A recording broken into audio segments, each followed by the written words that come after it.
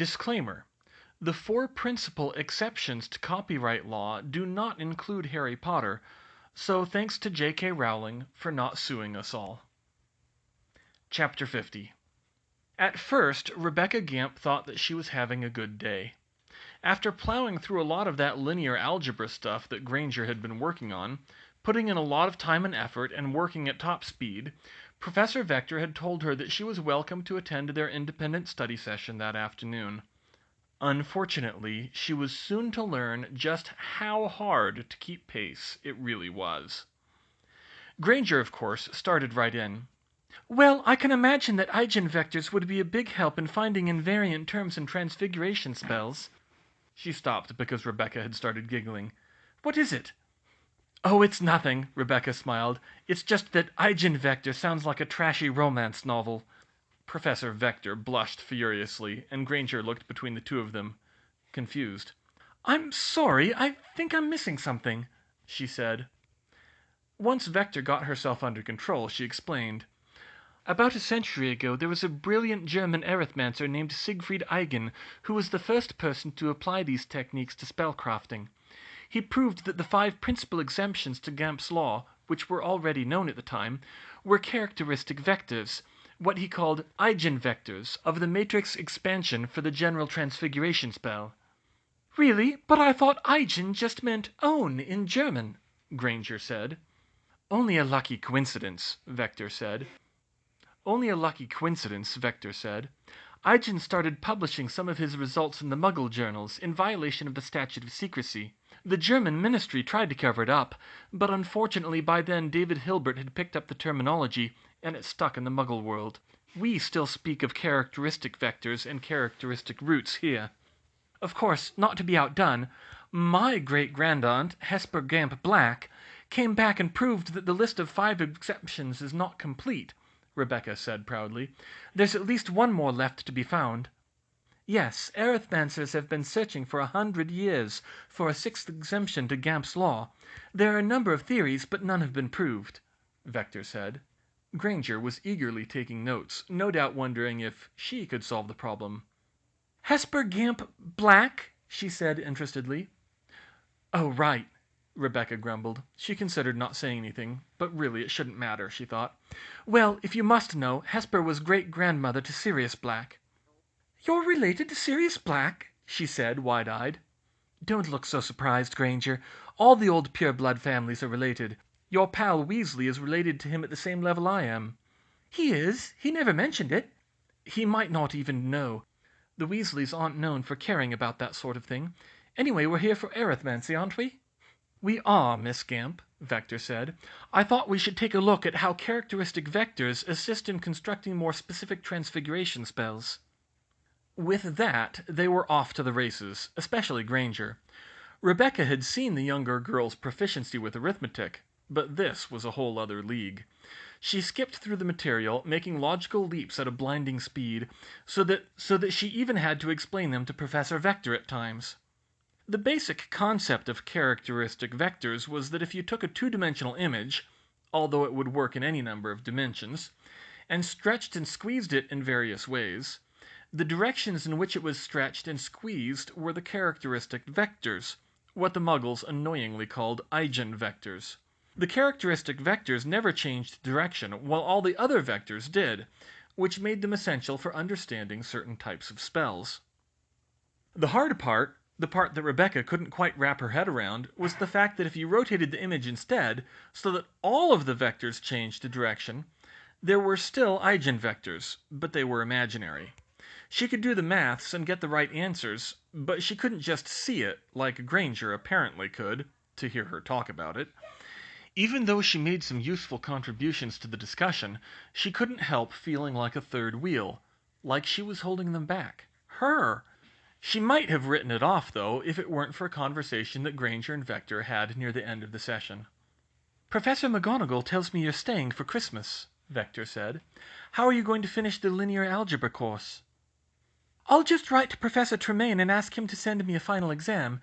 If you'd be willing to proctor it over the holiday?" "Of course." "Final exam?" Rebecca blurted. "You're taking a final in this stuff already?" Granger actually looked surprised at the question. "Yes," she said. "I do 2 of these courses a year through correspondence program with a Muggle university. That's how those degrees usually work. You'd call them masteries." Rebecca paled a bit. "Two a year?" she said. "How can you do that? I have to skim over a lot of this stuff just to catch up with you." "But you started late in the term, Rebecca. You're doing fairly well considering we've only covered the basics of matrices in class. If you want, I can ask Professor Tremaine if he's willing to send you the materials to do the full course in the spring." Rebecca bristled. She didn't appreciate being patronized. "And what will you be doing?" "I'm not sure yet. I'll have to ask Professor Tremaine what he recommends I study next." "Well, when you decide, let me know," Rebecca said haughtily. "I think I'll just carry on with these notes for now. Seriously, do you think you're going to be some super Arithmancer doing all this stuff?" Granger just shrugged. "I don't know that I'm particularly trying to be anything yet. I just think that arithmancy is fascinating and I want to keep studying it." Rebecca Gamp harumphed and went out from that meeting sulking. She was smart enough to know it would be almost impossible for her to catch up with Granger. That girl was too bloody fast. With linear algebra she could, but Merlin knew what Granger would pull out of her hat next. She'd already been studying calculus for 2 years, after all. True, Rebecca was 2 years ahead of her in the other classes, and was probably even a better spellcrafter right now because of that. But it was only a matter of time before Granger left her in the dust. And worst, Granger knew it. Maybe she didn't flaunt it exactly. Maybe she really did only care about it academically. Maybe she was even trying to be nice about it and help her out. But it still came off as patronizing because she knew just how smart she was. Vector knew it too, and probably most of the class knew it. And Vector obviously adored her besides. Even Roger didn't understand. He liked arithmancy, but he'd never once thought of pursuing it as a career. People didn't understand how tough it could be. Great-great-aunt Hesper had worked for years to get over being upstaged by Siegfried Eigen, and had succeeded. But Granger, Rebecca hated to admit it, but she was in another category entirely. If she kept pushing herself like this, her name would be beside those legends in the textbook someday, and she'd probably make it look easy. Dear Miss Granger, enclosed please find a copy of the final exam for your linear algebra course, as well as instructions and paperwork for your Professor Vector. Is that really her real name? I am delighted that your course has gone so well thus far, and I'm sure you will do well on the final. You've been the talk of the department ever since you first contacted us. As for your question of what to study next, the most natural course to take after linear algebra is abstract algebra, which deals mostly with group theory in the first course.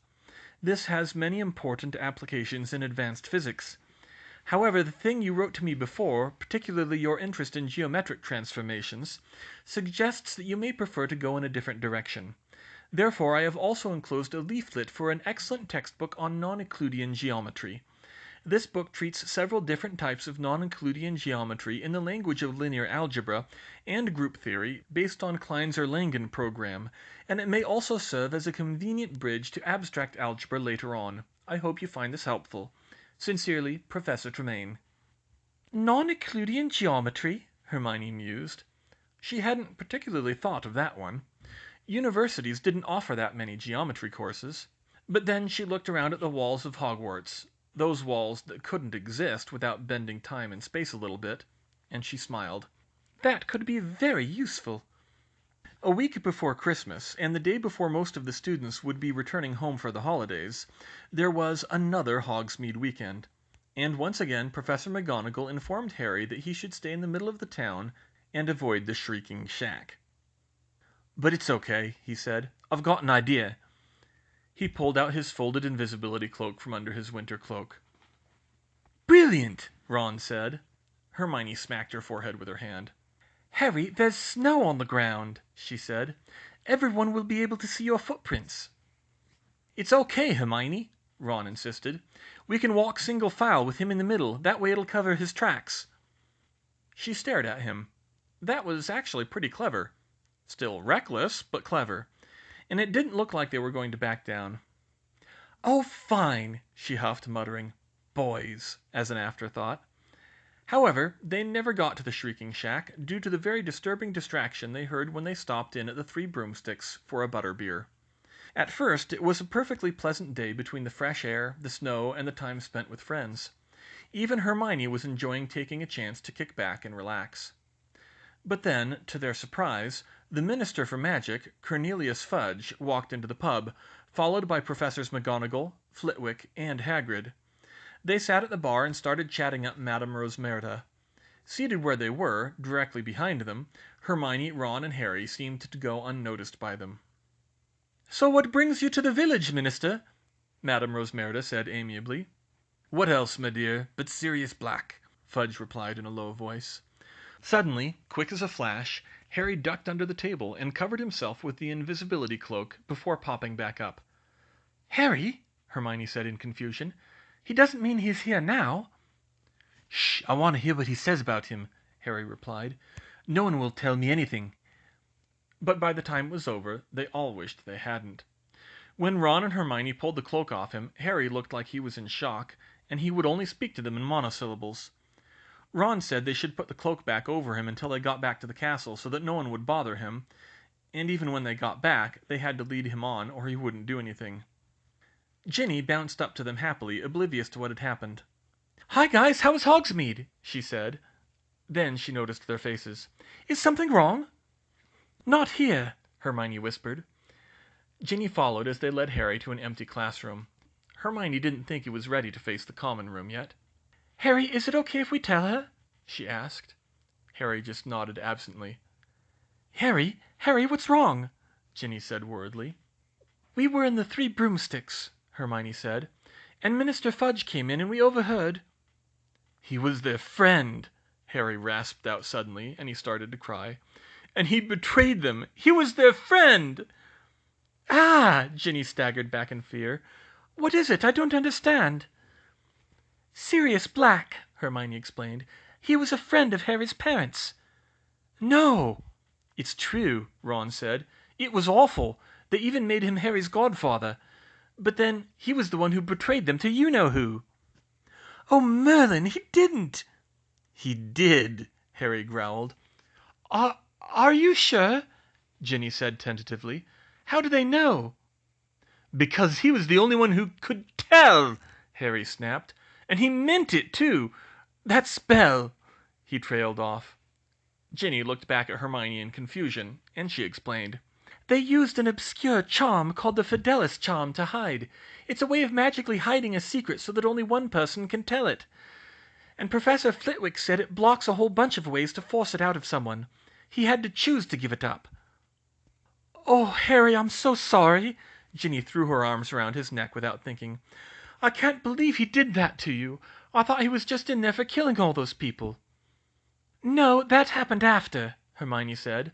"Another friend of theirs, Peter Pettigrew, went after Black, but Black, he got the better of him." She remembered Fudge's words clearly, even if she couldn't bring herself to repeat them. "Black cast one curse so dark even the unspeakable still don't know what it was, and all that was left of Pettigrew was one finger, his torn robes and one finger, and those 12 muggles dead with him, and a crater blasted clear down to the sewers." "But how? How could he do that with one curse?" Ginny said shakily, after Harry described it in more colorful terms. "Probably a spell he got straight from you-know-who," Ron said. "Who knows what nasty stuff he had up his sleeve?" "Are you okay, Harry?" Ginny whispered. "Do I look like I'm okay?" Harry snapped at her. "I'm sorry," she squeaked. "Of course you're not okay. But we're here for you, you know that." Harry stood up, seemingly ignoring them. "Thanks," he muttered, before he wandered out the door without them. The three of them tried to keep an eye on Harry for the rest of the day. He was going through the motions, but his mind seemed far away, unsurprisingly. Hermione couldn't imagine what he was going through. It was hard enough just to hear it vicariously. Even then, she could see it in her mind when she closed her eyes.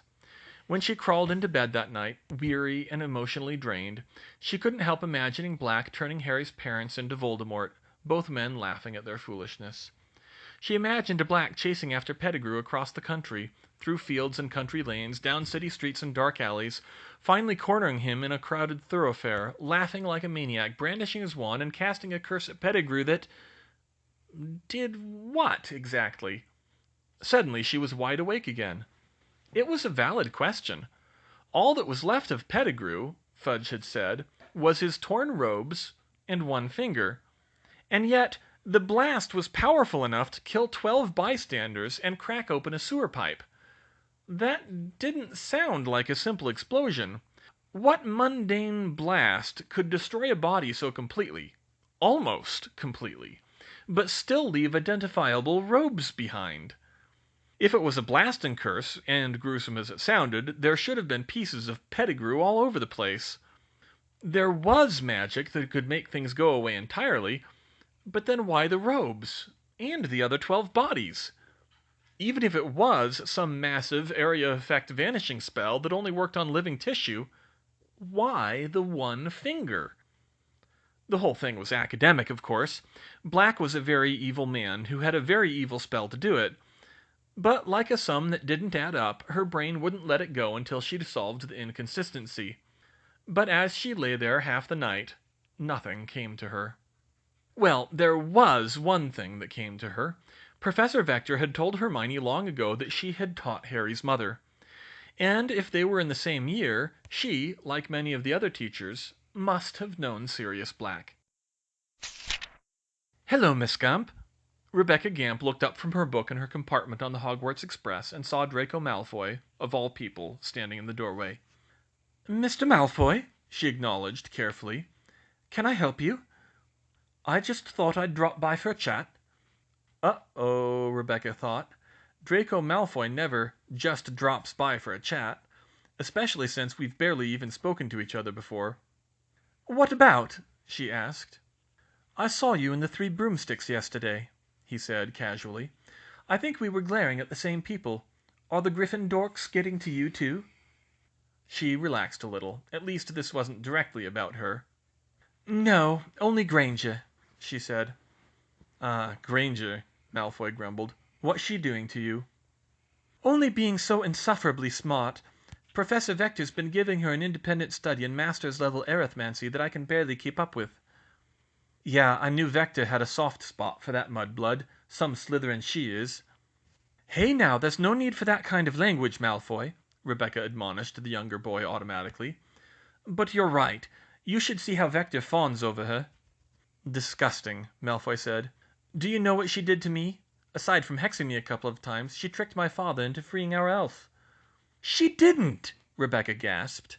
She didn't really care about the Malfoys' personal lives, but that was just bad form. "She did. And it was also on her word and Potter's that father was removed from the Board of Governors. Merlin, who does she think she is coming in here like that? I mean, look at you. You come from the best family of spellcrafters in Britain, and she didn't even know magic existed 3 years ago." Rebecca shook her head sadly. "It doesn't matter. Granger's smarter than I am, and we both know it." Malfoy grimaced. He couldn't stand the thought of a mudblood passing up all the purebloods like that, but even he had to face facts. Granger was way out of his league at arithmancy, and apparently out of Gamp's too. At least Potter was only average competition for him, and Weasley didn't even take the class. "So what does she think she's going to do with it, then?" he asked. "That's the worst part. She's so Ravenclaw about it. She just wants to study it. No ambition at all." "Well, we can't all be Slytherins. So what are you going to do about it?" "What can I do? She's got me beat. I can try to catch her, but why do you care, anyway?" Malfoy shrugged his shoulders casually. "Have you considered trying to get her expelled?" Rebecca's jaw dropped. He couldn't possibly be suggesting. "I'm not evil, Malfoy," she said. "And besides, you'd never be able to do it. Do you remember she's a goody two-shoes, and teacher's pet to boot?" "I think it's possible," he said. "Granger's a lot more jinx-happy than she used to be, and she's on thin ice from hexing me before. With the right push, she just might fall in. You have to admit, Miss Gamp, getting expelled would slow her down a bit." Maybe it was a little tempting, but... "Still not evil, Malfoy," she said. "Just think about it," he said before leaving the compartment. The next day was a long one. After a rather sleepless night, Hermione, Ron, and Ginny had spent most of the morning trying to convince an even more sleepless Harry that going out looking for revenge on Black would be a monumentally stupid thing to do. The very thing Mr. Weasley had warned him against. the thing that Malfoy had been maliciously trying to goad him into. But all of Hermione's perfectly reasonable arguments fell on deaf ears. And poor Ginny. If it had been anyone but Harry Potter, Hermione was sure the redhead would have slapped him hard in the first 10 minutes. But she still wasn't quite over her hero complex. Ron's attempt to distract Harry by visiting Hagrid was only partially successful. In fact, the only thing it succeeded at was Harry making Hagrid cry, angrily demanding why he'd never told him Black knew his parents. The huge man blubbered that he hadn't wanted to worry Harry about it, and Harry stormed out. By mid-afternoon, Hermione was starting to get paranoid that Harry might throw on his invisibility cloak and actually try it, Dementors or no Dementors. "Harry, please," she heard Ginny plead with him tearfully once more in the empty common room. "Even if you find Black, how are you going to keep him from killing you like he did Pettigrew? He wouldn't even have to hit you. He'd just have to hit near you and you'd be dead." "I can sneak up on him. I've got an invisibility cloak, don't I?" "But Black knows about it," Ron shouted. "Think, Harry. That cloak came from your dad. Black's bound to know you have it." "I've done my thinking, Ron," Harry yelled back. "I've been doing nothing but thinking since yesterday. I can't just sit here while he's out there." He started to move. "Oh, for the love of—" Hermione fumed. Suddenly she drew her wand, whirled on Harry, and exclaimed, "Expelliarmus!" pushing as much force as she could into the spell. Harry went sprawling on the floor, and his wand flew into her hand. Ron and Ginny both gasped. She stood over him as she looked up at her with shock and betrayal. "Harry Potter!" she said. "What did I tell you 2 years ago?" "What?" he said, his mind spinning. "When you tried to go after the Philosopher's Stone on your own, what did I tell you?" She was met with a confused silence. "I told you if I thought we had the slightest chance I'd be right there beside you, if only to make sure you didn't get yourself killed. But you're 13 years old, Harry. You couldn't even stun Black if you met him, let alone kill him. Now give me a decade to figure out what the hell Black used on Pettigrew and how to counter it, and then we might have a shot. But so help me, I will not let my best friend throw his life away on something that'll only see him getting blown to bits." All 3 of her friends were staring at her in amazement. Ginny broke the silence first. "I'm starting to see why Fred and George say not to make Hermione angry." "Yeah, sis, she gets scary when she's angry," Ron said. Harry still looked mutinous. "Harry, if I give you your wand back, will you not do something stupid?" Hermione asked. She thought Harry might snap at her, but he took a deep breath and grumbled. "Fine, I won't do anything stupid." "Good. I'm sorry I had to hex you then." She knelt down and handed him back his wand. "You know, Harry, there was a Muggle poet named George Herbert who wrote something that I think applies here. Living well is the best revenge. You have a good life, Harry, lousy relatives aside. You've made the most of it despite Black's best efforts. And since any other form of revenge would be suicide at the moment, I think you should make a real effort to embrace that philosophy." Whether it was because of that last suggestion or because he was cowed by her anger, Harry seemed to stop brooding after that, to the point where Hermione felt safe leaving him to Ron and Ginny and going to her meeting with Professor Vector, which had been rescheduled due to the Hogsmeade trip. An hour of arithmancy later, Hermione spoke up nervously while they were wrapping up. "Professor, I was wondering if I could ask you something." "Of course you can, Hermione. What is it?" Did you ever teach Sirius Black, ma'am?" Vector paled. "Why do you ask?" "Well, it's just that I happened to hear that Black was friends with James Potter, and you mentioned once that you knew him." "Oh, not exactly. And I'm not sure if anyone really knew Black. I never taught him myself. He didn't take arithmancy, but I knew of him. I couldn't believe it when he went dark, though. He always seemed like one of the few good people in his family." "That's what everyone seems to say, ma'am," Hermione said. "It kind of makes you wonder how long he was a sleeper agent." "Sleeper agent?" "An infiltrator who doesn't do anything until a specific time or signal. I don't see how he could have been much of anything else." No, I suppose not.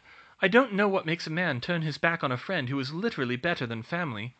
His own family couldn't stand him, nor he them, to hear him talk when he finished school."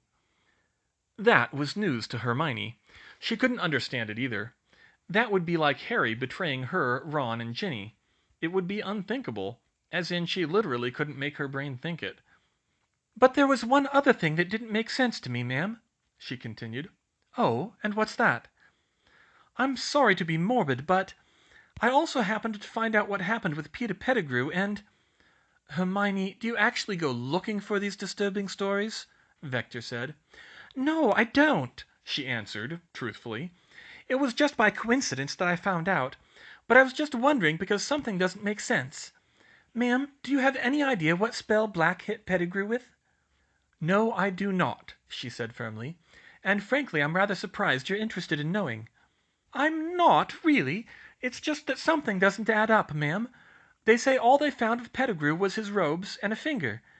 But what kind of spell almost completely destroys a body like that, but leaves behind a mostly intact robe and a finger, especially when it was strong enough to kill 12 bystanders and blast a crater in the street?" She didn't mention her argument with Harry, for which the answer was also relevant. And with that, Septima Vector started to think. For 12 years she had simply accepted the eyewitness accounts without question. But Hermione was right. When you pulled on that thread, something didn't seem to add up. "I honestly don't know, Hermione," she said. "It does seem odd, but I don't think it's anything to worry yourself about. Not all of the secrets of the dark arts are open to us, and that's probably for the best." "Yes, Professor," she said. She would do her best to put it out of her mind. Although, for Hermione Granger, anything even metaphorically like an unsolved maths problem was an almost irresistible temptation. On Christmas morning, Hermione and Ginny descended the stairs to meet the boys, hoping for a happy day. Harry's attitude had softened over the course of the week, but there was still a chance he would try to ruin the celebration. But he seemed to be cheerful this morning, as were Ron as well as the twins, who had also decided to stick around for the holiday for Harry's and Hermione's sake. "Hey, Hermione, Ginny, check out Harry's haul," Ron said eagerly. "Mom sent him loads of food." Suddenly he stopped and blushed when he saw what Hermione was wearing. Mom sent you a jumper?" Hermione was indeed wearing a Molly Weasley Christmas jumper, the same as Harry and all the Weasleys. Hers was a light pink, similar in color to the light hooded jumper she'd brought from home, and Lavender and Parvati insisted it went well with her hair. "Yes, she did," she answered. "I was kind of surprised, but I like it." "You're welcome," said George. "Excuse me?" "We thought that after you helped save Ginny," Fred started, "and after certain of our collaborative projects," George added, "that you should be promoted to an honorary Weasley just like Harry. Mum was happy to make you a jumper." "Well, thank you," Hermione said. Honorary Weasley was certainly an unusual title, but it was good to know they cared so much. "I see you two swapped jumpers again," she added, seeing the F and G switched. "I don't know what you're talking about," the twin with the G said. "I'm Gred, and he's Forge." "Uh-huh, whatever you say, Fred," Hermione replied. Harry looked the two twins over. How can you tell?" "Easy. Fred is the evil twin, and George is the less evil twin." "Oh, she's on to us, brother," George said. "We'll have to be more devious now," Fred replied. Harry, Ron, and Ginny all laughed. "So, did you get anything else good, Hermione?" Harry asked. "Oh, sure," she smiled. "My parents sent me my new non-Euclidean geometry book. And they found this really nice mechanical watch with an alarm and stopwatch on it." She showed off the timepiece. "It can't have been easy to find in a woman's size." Just then, Crookshanks, who had followed her down the stairs, made his move at Ron. Scabbers scrambled out of his pocket and ran across the common room with surprising speed. "Crookshanks, stop!" "Catch that cat!" The common room was in chaos, with people tripping over each other until both animals were brought back under control. Just another day at Hogwarts. With the threat of Sirius Black hanging over their heads, the school was exceedingly empty. The 6 Gryffindors constituted fully 2/3 of the students in the castle. At lunch, Dumbledore decided to have all of the students and staff, 17 in all, sit at one large round table in the middle of the Great Hall, which was definitely an unusual experience. Later in the day, once she was sure the cleaning shift would be over, Hermione suggested that they should go and wish the elves a happy Christmas. Fred and George had wandered off to cause more mischief, but she convinced Harry, Ron, and Ginny to come with her. "Have I ever shown you where the elves live, Ginny?" she asked as they climbed the miniature spiral staircase to reach the space above the great hall. "No, you haven't. You mentioned it, though. It sounds neat." "Oh, it is. Everything's miniature. I bet a lot of people would be surprised how well the elves live here." "Yeah, everything's miniature, including the ceilings," Ron complained. It was starting to get difficult for him to crawl through the elf-sized corridors. When they reached the miniature corridor along the bedrooms, they found a number of elves milling about, who greeted them and escorted them to the common room. Their tea towels had been charmed red and green for the day. "Happy Christmas, everyone!" Hermione called when they entered. Her reception was still colder than it had been in previous years, although a number of elves still swarmed around all four of them, especially Harry, and led them to the seats. However, Hermione was hit by one red and green missile, the only one in normal clothes, as Dobby plowed into her. "Miss Hermione! Miss Hermione! Happy Christmas! It has been good to see you!" "Happy Christmas, Dobby!" she said. Harry and Ron were quickly seated near Sonia and Tilly, while Ginny was looking around wide-eyed at all the elves and the common room that was made to fit them. "Oh, right!" Hermione said. "Everyone, this is Ginny Weasley, Ron's sister." "Hello, Miss Ginny Weasley!" a number of elves called. The girls took their seats and greeted the other elves at the table. Dobby immediately came back to Hermione with a parcel. "Miss Hermione, Dobby made these for you," he said timidly. "Why, thank you, Dobby. You didn't have to."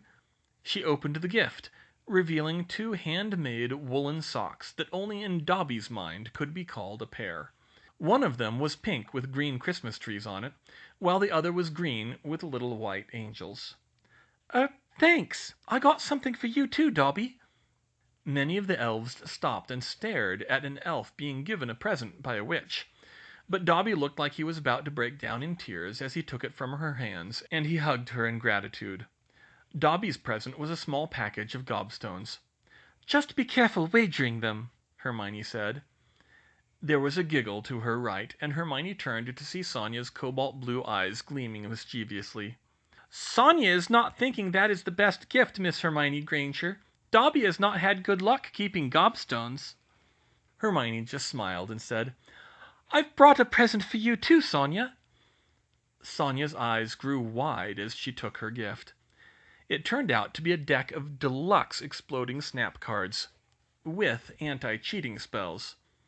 "Hermione Granger is being a very cheeky witch," she said, "but Sonia is still glad that she remembered her."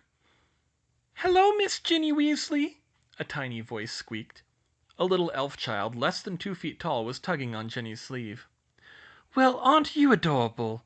Ginny cooed. "What's your name?" "I is Smidgen, miss. You is having very pretty hair, miss." "Why, thank you, Smidgen," Ginny giggled. Suddenly an adult female elf pulled the tiny girl back. "Smidgen, you should not be with Dobby's friends," she whispered. "But they is nice, mummy," Smidgen said. "They is bad influences for young elves." "Excuse me," Hermione said sharply. "What is your name?" "I is Speckle, Miss Hermione Granger," the mother elf said in a tone that she had not heard from an elf before. She could only describe it as snippy. "Well, Speckle, I don't see how we're bad influences," Hermione told her, "especially since none of you had a problem with me my first 2 years here." "That was before Dobby, miss," Speckle said. Hermione sighed. "Dobby, does this still happen a lot?" she said. Dobby looked reluctant to speak, but eventually he whispered, "Many of the elves is still not liking Dobby very much, Miss Hermione. They does not respect a free elf." Hermione stood up and addressed the elves at large. "Listen, I know most of you don't agree with the way Dobby lives his life, but he's still a good elf. He's only here to work, just like the rest of you. His situation is a special case. He's not looking to recruit anyone else, and I'm not looking to free any elf who doesn't want to be freed. That's been my policy since I first came here, and it hasn't changed. You all used to say I was a good friend to elves, and I hope you can accept Dobby and my friends in the same spirit, especially on Christmas." "See, Mummy, they is nice," Smidgen said. "They is not bad to elves." Speckle still put up a fuss, but with some further assurances from Tilly, the elf teacher, she allowed Smidgen to join them at their table. She soon got to work plaiting Ginny's hair. "Sonia, you're okay with Dobby, aren't you?" Hermione asked nervously. Sonia crossed her arms. "Sonia does not agree with Dobby's life, but Sonia is nice to him for Miss Hermione Granger's sake." "Well, that's better than nothing." "Thank you, Sonia. You know you're still my friend here, right?" Sonia sighed at the disarming question. "Yes, miss, you has always been a good friend to Sonia." "Good. Now, do you want to break in those cards?" They left a little before dinner. Harry and Ron had had a surprisingly good time with the elves, and Ginny seemed to have enjoyed the introduction to their world. By the time they left, her hair was fully braided in a silly, irregular pattern, courtesy of Smidgen.